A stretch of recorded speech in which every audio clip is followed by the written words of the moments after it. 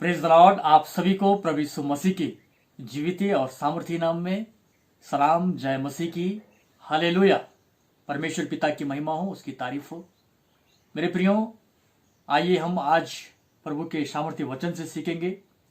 आज का जो टॉपिक है वह है पेंटिकुस्त का दिन, अर्थात डे ऑफ पेंटिकोस्ट। आज इस विषय पर हम बातचीत करेंगे, परमेश्वर के वचन से सीखेंगे। आइए मेरे प्रियो, हम पवित्र शास्त्र से पढ़ेंगे प्रेरितों के काम उसका 2 अध्याय और उसकी पहली आयत से लेकर के और 5 आयत तक हम पढ़ेंगे। प्रभु के वचन में है, जब पेंतिकुस्त का दिन आया तो वे सब एक जगह इकट्ठा थे। एकाएक आकाश से बड़ी आंधी की सी सनसनाहट का शब्द हुआ और उससे सारा घर जहां वे बैठे थे गूंज गया और उन्हें आग की सी जीभें फटती हुई दिखाई दी और उनमें से हर एक पर आ ठहरी। वे सब पवित्र आत्मा से भर गए और जिस प्रकार आत्मा ने उन्हें बोलने की सामर्थ्य दी वे अन्य अन्य भाषा बोलने लगे। एक अद्भुत घटना का चित्रण प्रेरितों के काम 2 अध्याय में हमने देखा, सुना और पढ़ा। मेरे प्रियो, इससे पहले कि हम डे ऑफ पेंटिकॉस्ट, पेंटिकुस्त के दिन के विषय में अधिक गहराई में पहुंचे, हम जाने ये जो पेंटिकॉस्ट शब्द है ये ग्रीक भाषा का शब्द है और जिसका अर्थ है 50 अर्थात 50वां, और हिब्रू में इसे शवौत कहा जाता है। और मेरे प्रियो, इस शवौत को सप्ताहों का पर्व भी कहा जाता है, इसे कटनी का पर्व भी कहा जाता है और पहली उपज लाने का पर्व भी इसे कहा जाता है, यदि हम पुराने नियम की तरफ जाएं। मेरे प्रियो, इन सभी पर्व को मनाने की आज्ञा परमेश्वर ने इजरायलियों को दिया था कि वो शवौत के दिन को मनाएं, अर्थात पेंतिकुस्त के दिन को मनाएं, जो कि 50वें दिन में आता है।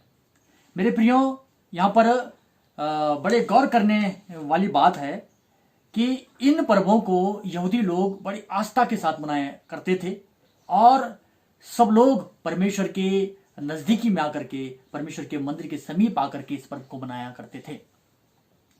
मेरे प्रियो, इस पर्व की एक महत्वपूर्ण बात यह भी है कि यहूदी लोगों का मानना है कि इस दिन मूसा के द्वारा सीने पर्वत पर उन्हें व्यवस्था भी दी गई थी, अर्थात जो व्यवस्था मिली थी वो पेंतिकुस्त के दिन मिली थी, अर्थात शवौत के दिन उन्हें व्यवस्था भी मिली थी। इसलिए वो इस पर्व को बड़ी धूमधाम के साथ वहां के निवासी मनाया करते थे।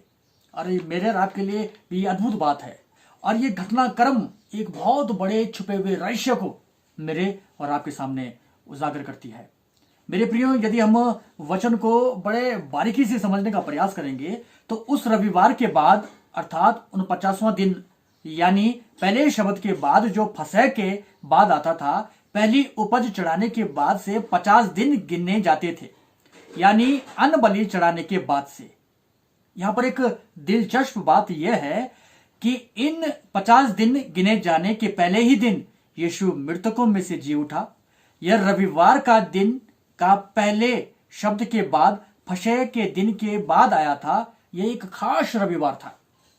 और मेरे प्रियो, लेवी व्यवस्था 23 में अगर आप देखेंगे तो इजरायलियों को पहली उपज लाने की आज्ञा दी गई थी और उस दिन पहली उपज का पूला लाया जाता था।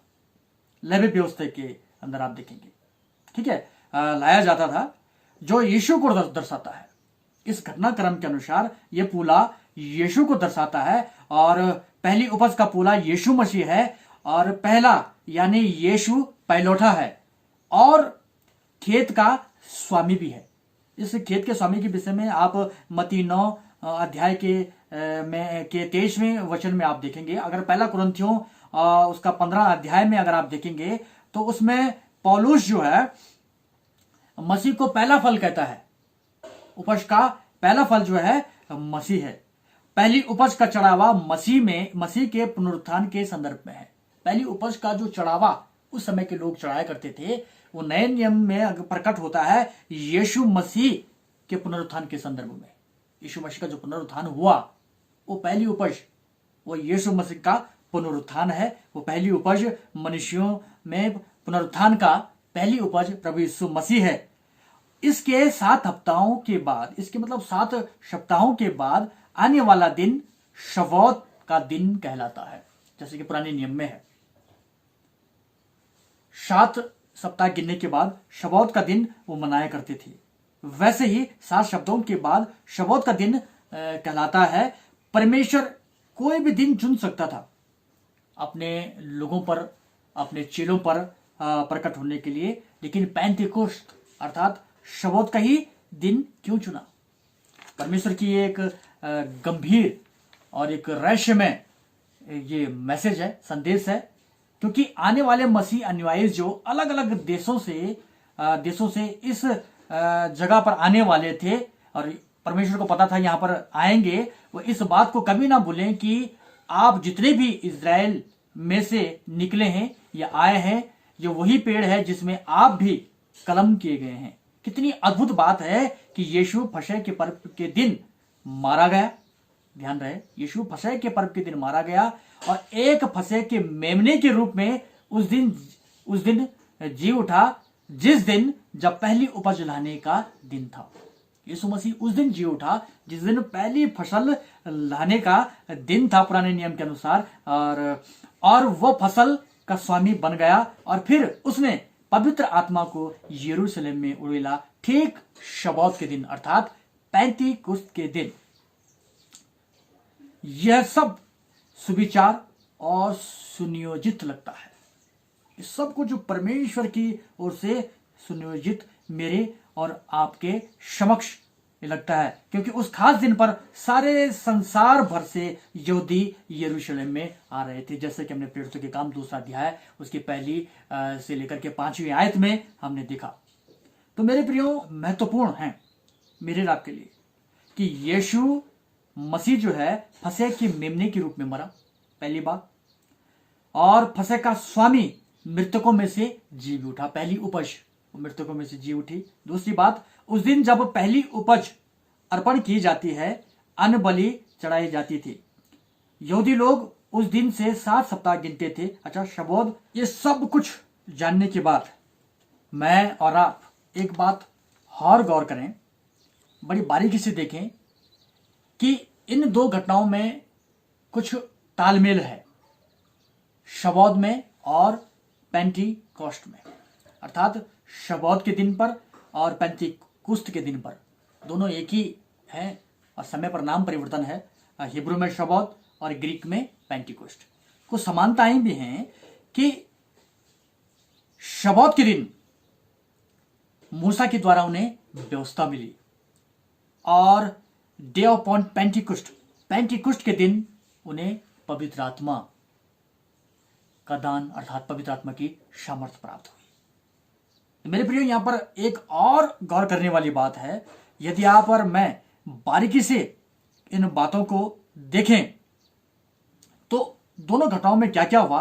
पुराने नियम में निर्गमन उसका 32 अध्याय की 28 में वहां पर 3000 लोग व्यवस्था मिलने के बाद मारे गए। 3000 लोग व्यवस्था मिलने के बाद मारे गए क्योंकि उन्होंने व्यवस्था का पालन सही से नहीं किया। जब व्यवस्था उनके ऊपर आई तो वो उसका पालन ना कर सके और जिसके परिणाम स्वरूप 3000 लोगों की वहां पर मृत्यु हो गई। अगर यदि आप निर्गमन 32 अध्याय की 28 में देखेंगे वहां पर स्पष्ट हो जाता है इस बात का। और यदि आप नए नियम में आए और पेंतीकुस्त के दिन देखें तो यहां पर जो है 3000 लोगों का जो है उद्धार होता है। यदि आप प्रेरितों के काम उसका 2 अध्याय जो मैंने और आपने पढ़ा उनमें से अगर आप देखेंगे 41 आयत तो उसमें लिखा है, अतः जिन्होंने उसका वचन ग्रहण किया उन्होंने बपतिस्मा लिया और उसी दिन 3000 पुरुषों के लगभग उनमें मिल गए। 3000 पुरुष जो है वो नरक जाने से बच गए उस अनुग्रह के द्वारा। तो देखा मेरे प्रियो एक समानता। जब व्यवस्था उतरी शबौत के दिन तो 3000 लोग मृत हो गए, वो मारे गए, वो समाप्त हो गए। और जब अनुग्रह उतरा, अनुग्रह की सामर्थ्य जब पवित्र आत्मा के रूप में उतरी और लोगों ने सुसमाचार सुना तो 3000 लोग नरक जाने से बच गए। कितनी अद्भुत और महिमा युक्त ये बात है। मेरे प्रियो, आज की जो घटना का विवरण है, इस घटना को हम बड़े गहराई से लें अपने जीवन में और इसका अनुसरण करें। आइए हम आज के वचन की तरफ चलें। प्रेरितों के काम अध्याय 2 उसकी पहली आयत से इस पर चिंतन और मनन करें।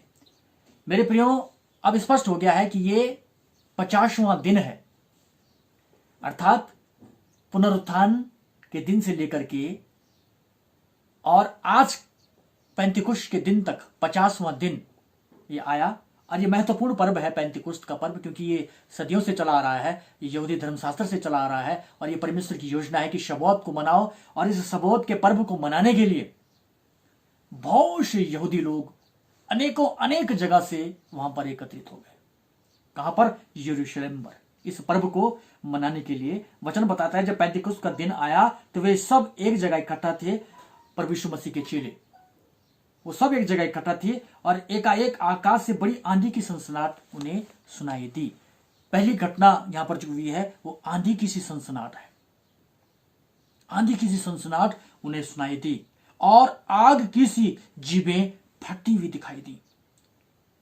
यीशु आग तथा पवित्र आत्मा से बपतिस्मा देगा। अगर आप देखेंगे मत्ती 3 अध्याय और उसकी 11वीं आयत में अगर आप देखेंगे तो इस बात का स्पष्ट हो जाता है।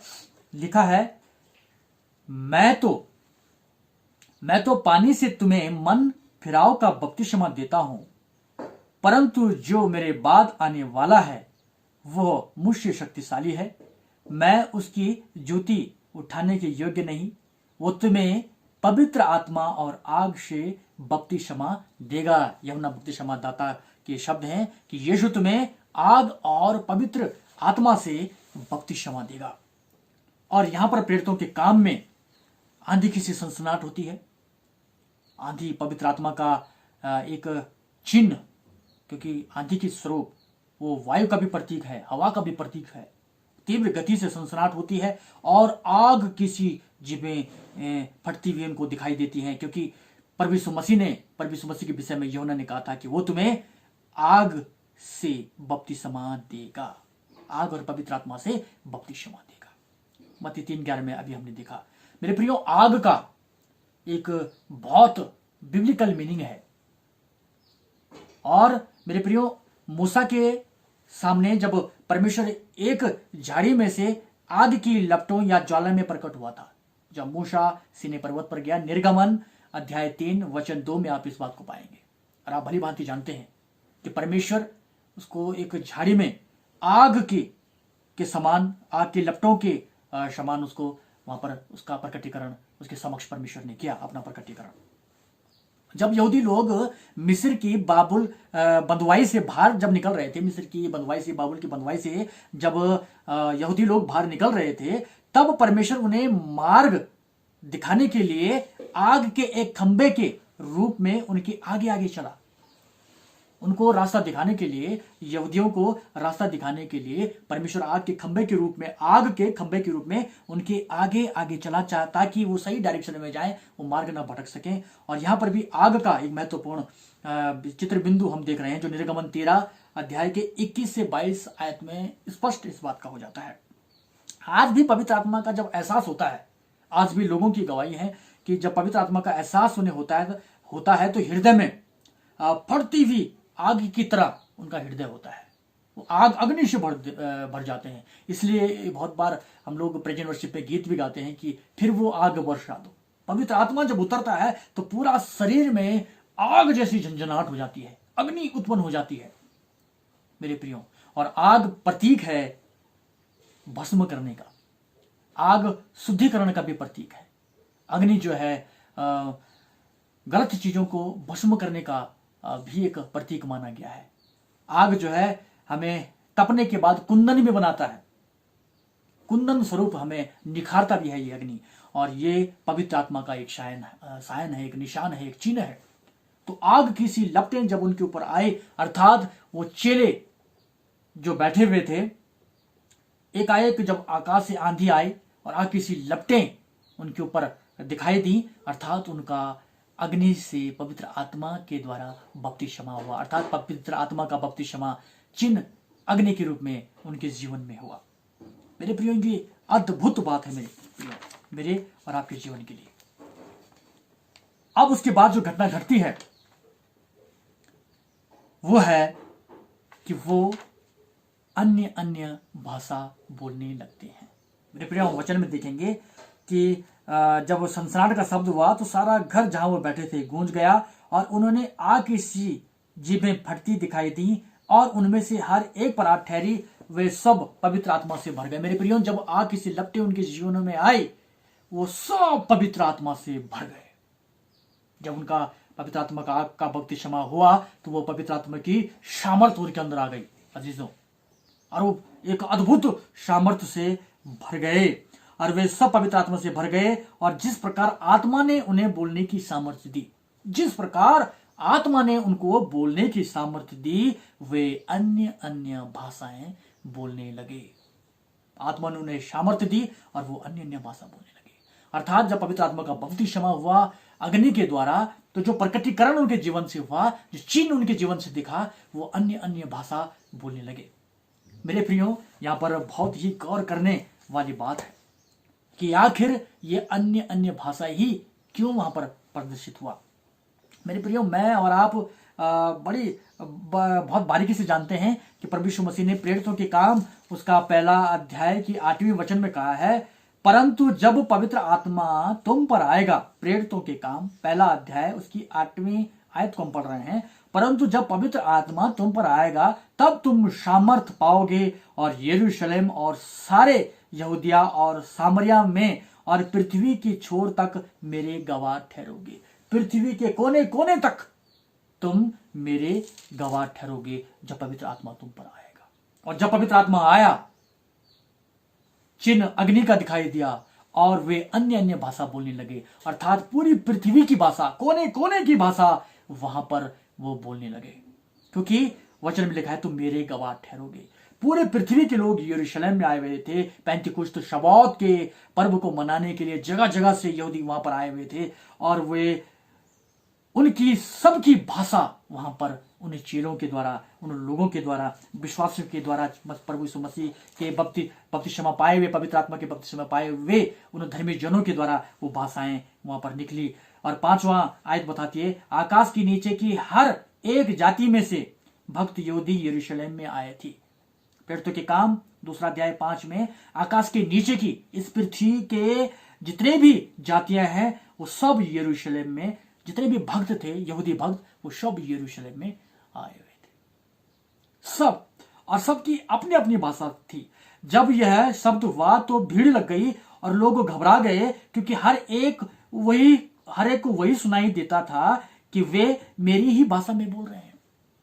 और जितने भी लोग कोने कोने से, प्रांत प्रांतों से, देश देशों से लोग, जो भक्त यहूदी वहां पर आए हुए थे, सब नाना प्रकार की भाषाएं जब उन्हें सुनी, वो सब अपनी अपनी लैंग्वेज में सुन रहे थे, अपनी अपनी भाषा में उनको सुनाई दे रहा था। और ये अचरज की बात थी, और वो हैरान हो गए कि ये लोग जो पढ़े लिखे लोग भी नहीं हैं, ये लोग कभी देश के कोने कोने में नहीं घूमे हैं, इन्हें पूरी पृथ्वी का भ्रमण भी नहीं किया है, तो ये हमारी भाषा में कैसे बोल रहे हैं।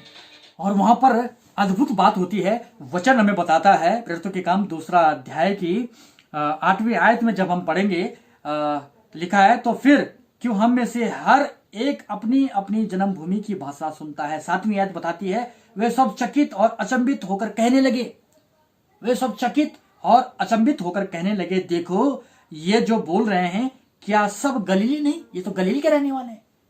सब गलीली नहीं है क्या? ये तो सब गलील के रहने वाले हैं। तो फिर क्यों हम में से हर एक अपनी अपनी जन्मभूमि की भाषा में सुनता है? तो मेरे प्रियो, यहां पर देखेंगे हम 12 से 13 राष्ट्र के लोग यहां पर आए हुए हैं, और यहां पर नाम भी स्पष्ट है, लिखा है, हम जो फारथी और मेदी और एलामी और मेसोपोटामिया और यहूदिया और मकिदुनिया और पुंतुस और आसिया और फ्रूगिया और फम्फूलिया और मिस्र और लीबिया देश जो कुरेने के आसपास है, इन सब देशों के रहने वाले और रोमी प्रवासी अर्थात यहूदी मत धारण करने वाले क्रेती और अरबी भी हैं, परंतु अपनी अपनी भाषा में उन्होंने परमेश्वर के बड़े बड़े कामों की चर्चा सुनते हैं। वो यहाँ पर परमेश्वर के सुसमाचार को अपनी अपनी भाषा में सुन रहे हैं। कितना अद्भुत अलौकिक माहौल, आध्यात्मिक माहौल यहाँ पर तैयार हो गया और कितना बड़ा आश्चर्य कर्म यहाँ पर हुआ। ट्रांसलेशन अर्थात अनुवाद, भाषा का अनुवाद का वरदान यहाँ पर प्रभु परमेश्वर ने पवित्र आत्मा के द्वारा प्रभु यीशु मसीह के नाम से उनके समक्ष प्रकट किया। अब यहां पर एक सोचने वाली बात है कि अन्य अन्य भाषा ही क्यों? मेरे प्रियो, यदि आप परमेश्वर के पवित्र वचन में गहराई से इस बात को देखेंगे तो मरकुस रचित सुसमाचार उसका 16वां अध्याय और वचन 15 में यदि हम देखें, मरकुस रचित सुसमाचार उसका 16वां अध्याय और वचन 15 में लिखा है, और उसने उनसे कहा, प्रभु यीशु मसीह ने अपने चेलों से कहा, तुम सारे जगत में जाकर सारी सृष्टि के लोगों को सुसमाचार प्रचार करो। प्रभु यीशु मसीह ने कहा तुम सारी सृष्टि में जाकर, अर्थात तुम सारे जगत में जाकर सारी सृष्टि के लोगों को सुसमाचार प्रचार करो।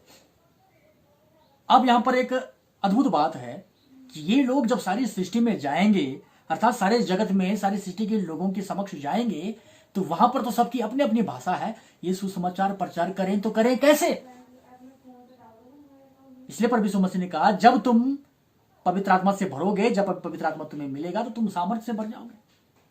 तो मेरे प्रियो, यहां पर एक बात चेलों के जहन में आई होगी कि जब हम सुसमाचार प्रचार करने जाएंगे तो हम उनकी भाषा में बातचीत कैसे करेंगे? ये स्वाभाविक भी है। संसार में अनेकों अनेक भाषा हैं, वर्तमान में 6000 से भी अधिक भाषाएं हैं, और इन भाषाओं में, उनकी निजी भाषाओं में, उनकी पर्सनल लैंग्वेज में ये उन्हें सुसमाचार कैसे सुनाएंगे? उनकी व्यक्तिगत भाषा में। तो प्रभु यीशु मसीह का वचन यहाँ पर स्पष्ट करता है, तुम सारे जगत में जाकर सारी सृष्टि के लोगों को सुसमाचार प्रचार करो। और 17वीं आयत में लिखा है, जो तुम्हारे सुसमाचार पर, मेरे सुसमाचार पर जो आप दोगे, विश्वास करने वालों में ये चिन्ह होंगे कि वे मेरे नाम से दुष्ट आत्माओं को निकालेंगे, और लिखा है नई नई भाषा बोलेंगे। जब वो विश्वास करेंगे तो वे पवित्र आत्मा के सामर्थ्य से भर जाएंगे और नई नई भाषा बोलेंगे, अर्थात विश्व भर में जितनी भी भाषाएं पाई जाती हैं वे बोलेंगे। पवित्र आत्मा उन्हें सिखाएगा और यह अनुवाद होगा और सब जगत के कोने कोने तक, प्रत्येक भाषी लोगों तक सुसमाचार पहुंचेगा।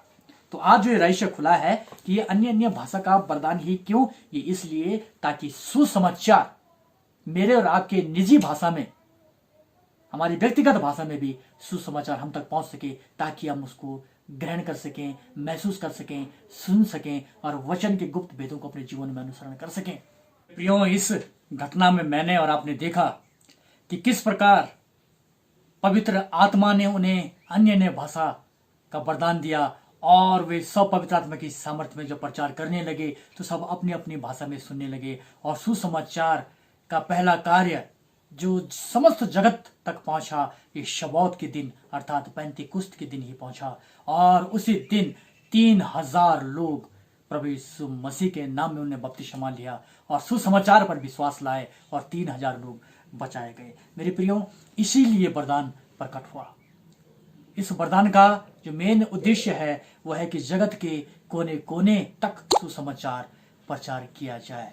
इसलिए प्रभु यीशु मसीह ने अपने चेलों को कहा, जाओ और समस्त जाति के लोगों को, पृथ्वी के समस्त जगत के लोगों को सुसमाचार प्रचार करो। आज मेरे प्रियो, ये प्रेरितों के काम उसका 2रा अध्याय, उसकी पहली आयत से जो हमने पढ़ा, इसका जो पूरा सारांश हमें निकलता है वो इसलिए कि जो पवित्र आत्मा का बपतिस्मा उस समय उनका हुआ और आज हमारा, आज हम सबका भी पवित्र आत्मा का बपतिस्मा है। और ये बपतिस्मा इसलिए हुआ ताकि हम जगत में जाकर के प्रभु यीशु मसीह के गवाह ठहर सकें, उसके हम साक्षी बन सकें और बहुत सी लोगों को सुसमाचार प्रचार कर सकें, बहुत सी आत्माओं को नरक में जाने से बचा सकें।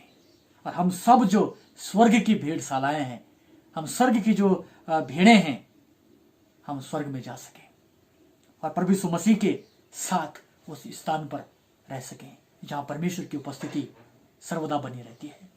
तो मेरे प्रियो, आज जो हमने देखा कि हम सबका पवित्र आत्मा का बपतिस्मा हुआ है। हमारे जीवनों में भी आज शबौत का दिन है, आज हमारे जीवन में भी पेंतीकुस्त का दिन है और हमारे जीवनों में पवित्र आत्मा ने हमें बपतिस्मा दे दिया है, क्योंकि प्रभु यीशु मसीह ने हमसे वादा किया है कि मैं तुम्हें सहायक दूंगा।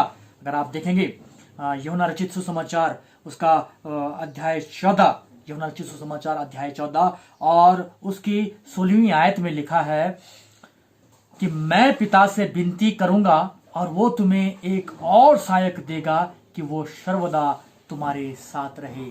वो सहायक सर्वदा हमारे साथ रहता है, अर्थात पवित्र आत्मा। मेरा और आपका भी पवित्र आत्मा का बपतिस्मा है और अब हमारा कर्तव्य बनता है कि हम परमेश्वर के प्रभु यीशु मसीह के उन वरदानों के द्वारा बहुत से लोगों के लिए आशीषों का कारण बने।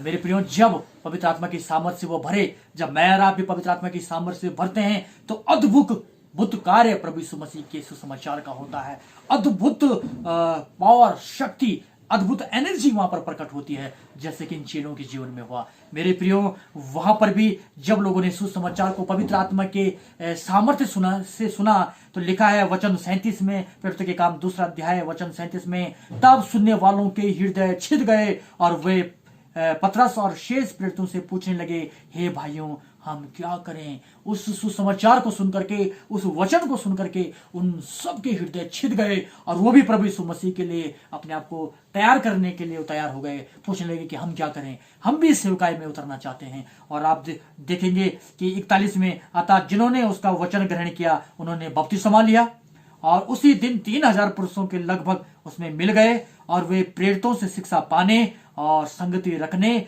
और रोटी तोड़ने और प्रार्थना करने में लौलीन रहे। वो सभी संस्कारों में जो मसीह संस्कार हैं और उसमें से विशेष वो प्रार्थना करने में लौलीन रहे। इतनी सामर्थ पवित्र आत्मा ने उस दिन उन चेलों में उड़ेली और उस दिन से आज तक पवित्र आत्मा लगातार हमारे जीवनों में, हमारे बीच में कार्य करता है। मेरे प्रियो, आज मुझे और आपको चाहिए कि हम पवित्र आत्मा के उन सभी फलों और उन सभी वरदानों से जो पवित्र आत्मा ने मुझे और आपको दिए हैं अपने जीवनों से प्रकट करें। जैसे प्रेरितों के काम में उन चेलों के ऊपर पवित्र आत्मा ने अन्य भाषा का वरदान प्रकट किया और उन्होंने उस वरदान को वहां पर निभाया, उस वरदान का प्रयोग किया और जब पवित्र आत्मा की सामर्थ्य से भर करके उन वरदानों को प्रयोग किया तो बहुत से लोगों के हृदय छिद गए और सुसमाचार तीव्र गति से फैला और उस दिन से और आज तक सुसमाचार लगातार चल रहा है और पवित्र आत्मा सहायक के रूप में कार्य कर रहा है। वो अपने वरदानों से और अपने फलों से मुझे और आपको भरता है। आज सोचने का विषय है इस शबौत के दिन पर, इस पेंतीकुस्त के दिन पर, कि मैं और आप उन वरदानों का प्रयोग सुसमाचार के लिए कर रहे हैं कि नहीं। मेरे प्रियो, पवित्र आत्मा के उस सभी फलों को जो पवित्र आत्मा ने वरदान के रूप में हमें दिए हैं, क्योंकि हम सबका प्रभु यीशु मसीह में पवित्र आत्मा का और अग्नि का बपतिस्मा हो चुका। अब मैं और आप अपने जीवनों से उन फलों को प्रकट करें, उन वरदानों को प्रकट करें और उन वरदानों का प्रयोग कर सुसमाचार को आगे बढ़ाएं। जैसे कि आज बहुत से लोग इन वरदानों की खोज में तो रहते हैं और वरदान उन्हें मिलते भी हैं, सबको मिले भी हैं, उनका प्रयोग वो अपने पद उन्नति के लिए करते हैं, अपने नाम और वर्जिष्व के लिए करते हैं, धन संपदा के लिए करते हैं। वे सुसमाचार को आगे बढ़ाने में इन वरदानों का प्रयोग, इन फलों का प्रयोग नहीं करते हैं। और मेरे प्रियो, यहाँ पर एक गौर करने वाली बात है कि सारे वरदान और सारे फल पवित्र आत्मा के बपतिस्मा द्वारा हमें इसलिए प्राप्त हुए हैं ताकि हम परमेश्वर के सुसमाचार, राज्य के सुसमाचार को जगत के कोने कोने तक पहुंचा सकें। मेरे प्रियो, पवित्र आत्मा के जो फल हैं वो गलातियों अध्याय 5 और उसकी 22 से 23 आयत में हम 9 प्रकार के फलों के बारे में पाते हैं, जिसमें मेरे प्रियो प्रेम है, आनंद है, मेल है, धीरज है, कृपा है, भलाई है, विश्वास है, नम्रता है और संयम है। ये सभी फल मेरे और आपके जीवनों से प्रकट होनी चाहिए और ये सारे फल मेरे प्रियो ये मदद करेंगे सुसमाचार प्रचार करने में। और साथ ही साथ पवित्र आत्मा ने वरदान भी दिए हैं, जो वरदान पहला कुरिन्थियों उसका 12वां अध्याय उसकी 8 से 10 आयत हम पाते हैं, जहां पर हम पाते हैं बुद्धि, ज्ञान, विश्वास, चंगाई, सामर्थ्य के काम, भविष्यवाणी, आत्माओं की परख, अन्य अन्य भाषाएं और अन्य अन्य भाषाओं का अर्थ बताना। ये सभी वरदान जो हैं सुसमाचार को आगे बढ़ाने के लिए पवित्र आत्मा के बपतिस्मा के द्वारा मुझे और आपको प्राप्त हुए हैं, जिसमें से कि एक वरदान आज अन्य अन्य भाषाएं के विषय में हमने सीखा। और इस अन्य अन्य भाषाएं में बहुत सी भ्रांतियां हैं, बहुत सी गलत परंपराएं आ चुकी हैं। इस विषय पर हम आने वाले समय में बातचीत करेंगे। लेकिन मेरे प्रियो, आज का जो वचन हम सीख रहे हैं और जो हमने सीखा है वो है डे ऑफ पेंटिकॉस्ट, अर्थात पेंटिकुस्त का दिन और उसमें उतरी सामर्थ्य के विषय में मैंने और आपने सीखा। तो मेरे प्रियो, आज के वचन से मैंने और आपने सीखा है कि व्यवस्था के द्वारा, व्यवस्था के पालन न करने से मैं और आप मृत्यु की सैया तक पहुंच जाते हैं, लेकिन अनुग्रह के द्वारा मुझे और आपको जीवन मिलता है। उस समय के शबौद और इस समय के पेंतिकुस्त में बहुत अंतर है। ये पेंतिकुस्त अनुग्रह का पेंतिकुस्त है। ये पेंतिकुस्त जगत में सुसमाचार सुनाने के लिए आया है। ये पेंतिकुस्त मुझे और आपको बचाने के लिए आया है। यहाँ पर पवित्र आत्मा एक शाये के रूप में मेरे और पास आया है। इसलिए प्रभु यीशु मसीह ने अपने चेलों को कहा और उन पर फूका, कहा लो पवित्र आत्मा लो। और उसका चित्रण प्रेरितों के काम में स्वाभाविक रूप से प्रकट हुआ और प्रभु यीशु मसीह के द्वारा पवित्र आत्मा के साथ आग के प्रतीक चिन्ह में वहां पर उन सभी का बैप्टिज्म हुआ, बपतिस्मा हुआ और वो सामर्थ से भर गए। आज मैं और आप भी प्रभु के सामर्थ्य से बने हैं। आज हम पवित्र आत्मा की सामर्थ्य से बने हैं। आज हम पिता के सामर्थ्य से बने हैं। आज हम सामर्थ्यवान हैं और हम सामर्थ्य के द्वारा जगत तक जाएं और पिता पुत्र पवित्र आत्मा का के नाम से लोगों को बपतिस्मा दें और उन्हें सुसमाचार प्रचार करें। इसी मकसद के लिए आज का ये प्रकटीकरण पेंतिकुस्त के दिन हुआ। तो मेरे प्रियो, परमेश्वर करे कि हम में वो सामर्थ्य बनी रहे, वो आग बनी रहे, वो ज्वाला बनी रहे, वो ज्ञान, वो समझ, वो बुद्धि बनी रहे और हम समस्त पवित्र आत्मा के फल और वरदानों से लवरेज होकर के भर करके परमेश्वर के राज्य में अपना अमूल्य सहयोग दे सकें और हम सब अनंत जीवन के भागी हो सकें। परमेश्वर इस वचन के द्वारा हम सबको आशीषित करे। आमीन। जय मसीह।